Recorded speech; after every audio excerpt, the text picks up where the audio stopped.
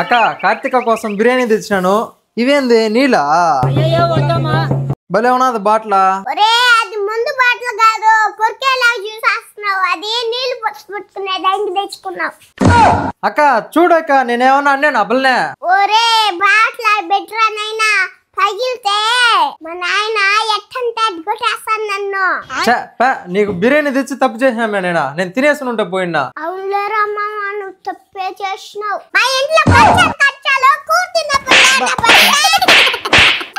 పూట బిర్యానీ తెచ్చిన దానికి నేను తెచ్చినాను అంటున్నావు కదరా. అక్క ఏందక్క నీ కూతురు అమారికి కొడుతుంది రంజిత్నే? ఓమే లచ్చక్క, ఇదే ఊరే, ఇది చెప్పడము నువ్వు వినడము, నువ్వు నన్ను అరవడము.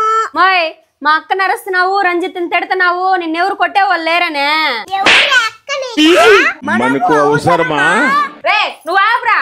మే నువ్వు నన్ను మాట్లాడినావు, మా ఫ్రెండ్ కూడా అదే విధంగా మాట్లాడుతున్నావు. ఏమి నువ్వు దెబ్బలు తింటావు? నీ ఫ్రెండ్ అయితే మూసుకొని కూర్చోమని బట్ట ఎన్నిసార్లు కొడుతున్నాడు మన ఇంట్లో.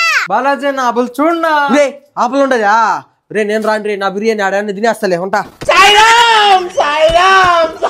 ఇది మా ఇంట్లో ఎప్పుడు ఉండే రచ్చే గానీ నువ్వు లేస్తామని నీకు అన్నం పెడతా తిందువా. అక్క మీ అన్నం వద్దు, మీ సావాసం వద్దు, నేను వెళ్ళిపోతానక్క. కూడు పెట్టి కూడా కొట్టపోతుందక్క ఆ పిల్ల.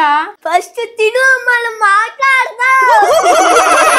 ఆ పిల్ల తిడితే ఈడు భయపెడుతున్నాడు అక్క. మీ తిండి వద్దు ఏం వద్దు, నేను పోతున్నాను అక్క. ఇంకా నాతో సావాసం కట్ చేసి అక్క బాయ్. ఏందక్క అబ్బల ఆ ఇంటికి వచ్చిన వాళ్ళందరం తరిమేస్తుందా? భయం పెట్టాలి అబ్బలకి. అక్క ఆ బిర్యానీ మాత్రం తిని బెట్టబాకని మీరే తినేయండి. కార్తిక బిర్యానీ నీకే కార్తిక, నువ్వే తినరా.